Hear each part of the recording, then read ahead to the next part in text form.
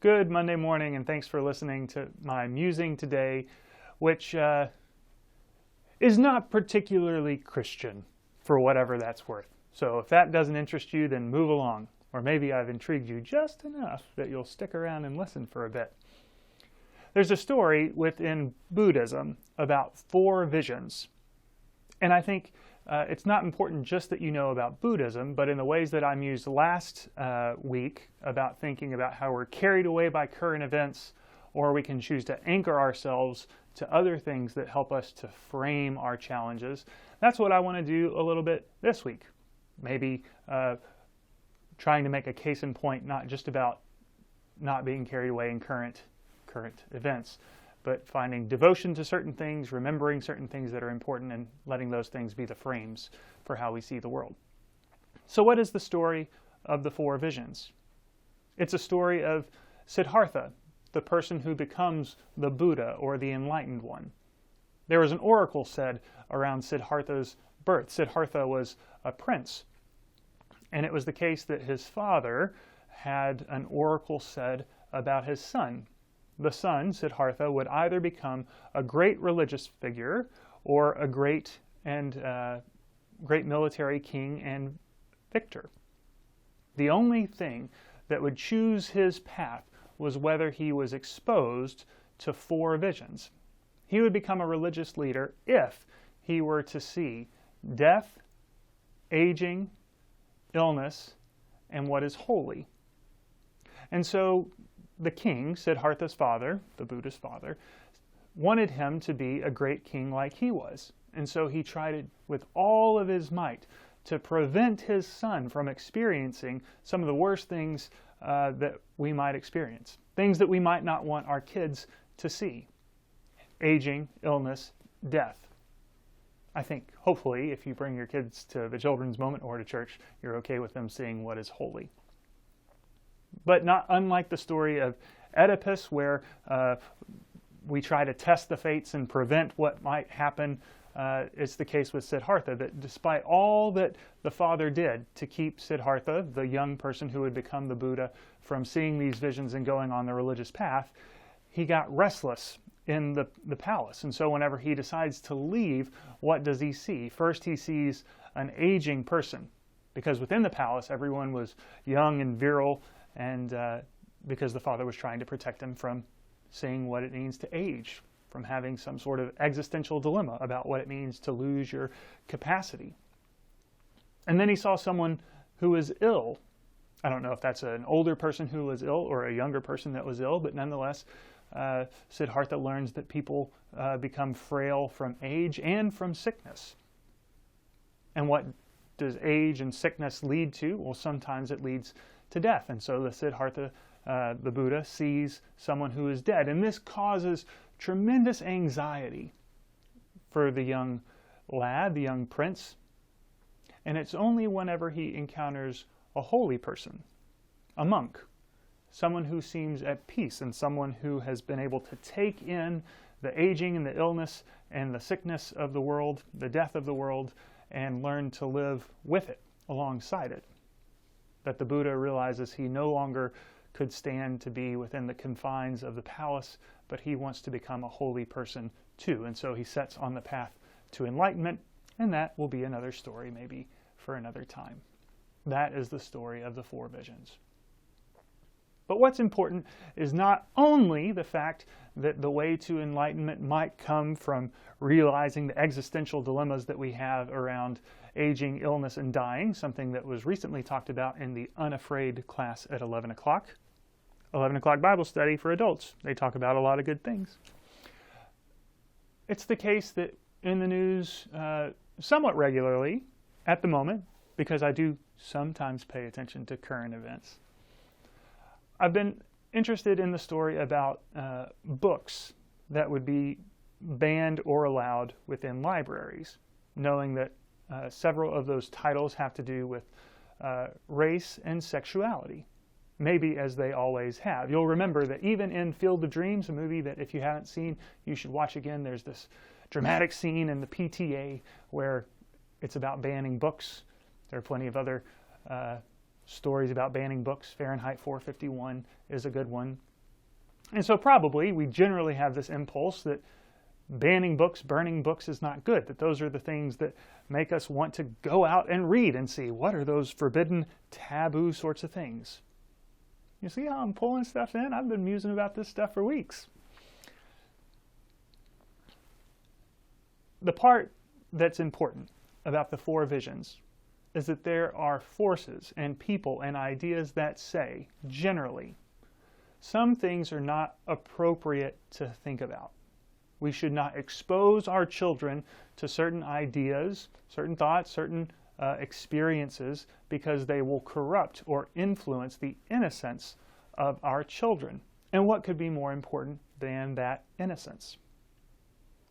The story related to the Buddha was that despite all of the parents' protections around what the king didn't want Siddhartha to see, it was near inevitable that he would encounter those things at one point or another. And those things meant that the son's legacy and future were not fully in the hands of the king. We might even speculate that had those things not been so heavily guarded, had Siddhartha seen those things as a regular part of life, he could have been a king anyway. It was because of this heavy-handed protection that the Buddha became so interested in those things around aging, death, dying, illness that led to his wanting to be a holy person in the first place.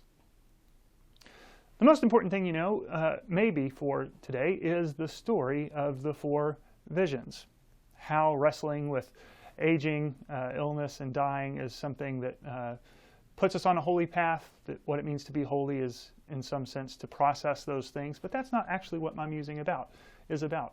Instead, if you have a little more time, I want to talk about our notions around the innocence of children and what it means to encourage or to ban certain taboo subjects, specifically around the argument about the innocence of children. So if you are interested in those things, maybe you'll stick around.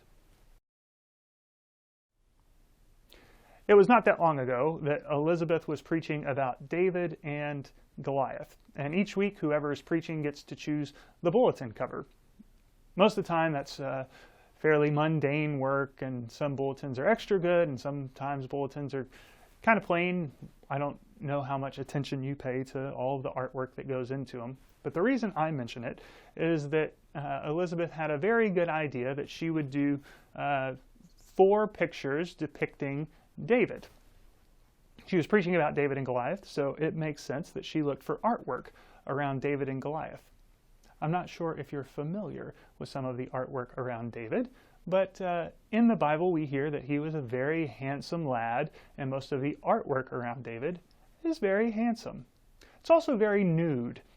And so when presented with this, we thought, oh my goodness, is anyone going to remember the sermon, or is all that anyone is going to say that we have pictures of nude marble Davids on our bulletin cover?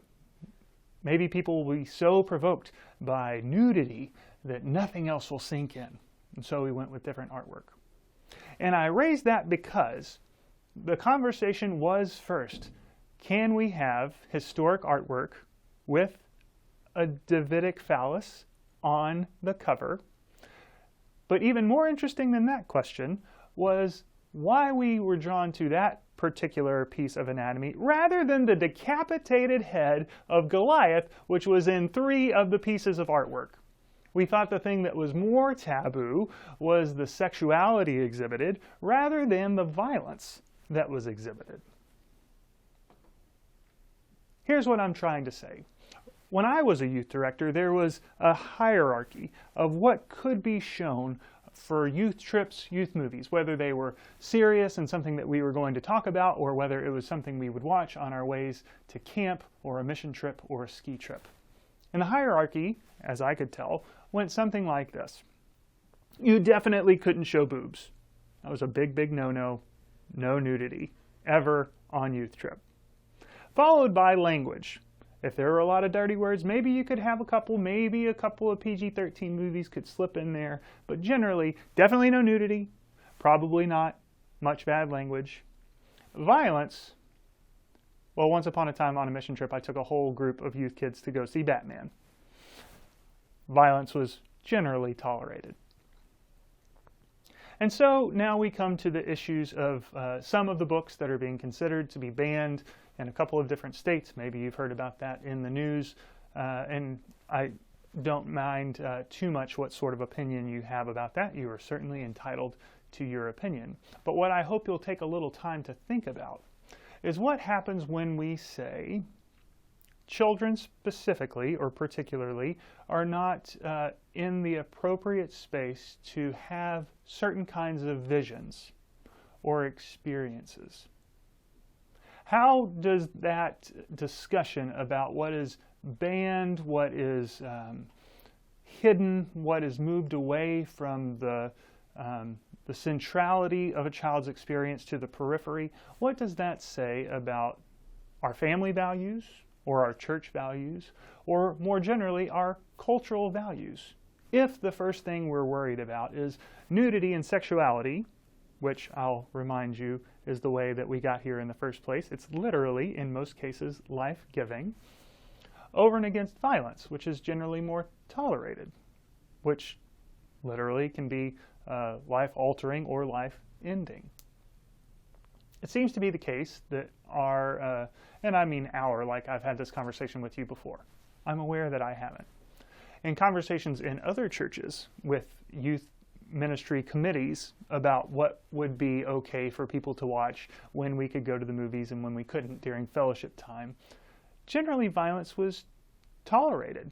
Superheroes fighting, lasers zapping through people, stun guns, punching, all those sorts of things were generally tolerated. Even in children's television, which I watched with Gwyneth, PJ Masks, they throw things at one another, they smack one another around every once in a while.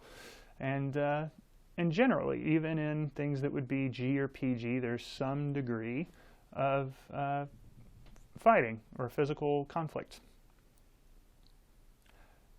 I wonder when we say other things, and in the news those things have been race theory, whether things bring to light old histories that were covered over that people don't pay attention to, whether that causes people to, in the words of some commentators, hate themselves or hate their country, or whether those things should be brought to light, put in the darkness. I wonder about Siddhartha's 4 visions. It is the case, I assume, that those dilemmas of society will emerge for people at one point or another.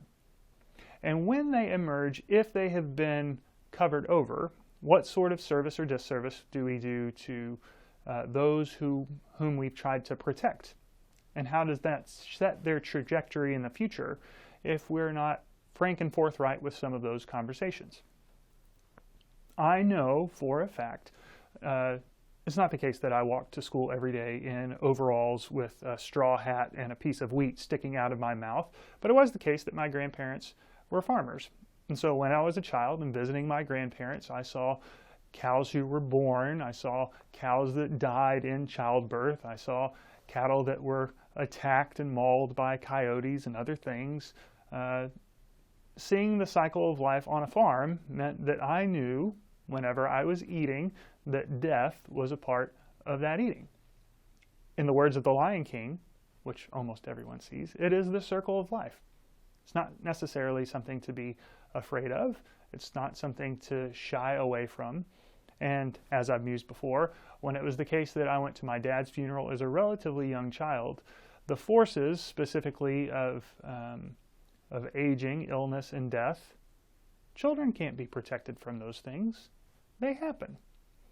Our ability to talk about them with some sense of comfort rather than a sense of fear, some sense of faithful hope rather than something to be avoided. I think it's the case that children will have to deal with these at one point or another. And it's pretty questionable for me, based on my experiences, why we would hide those truths from children.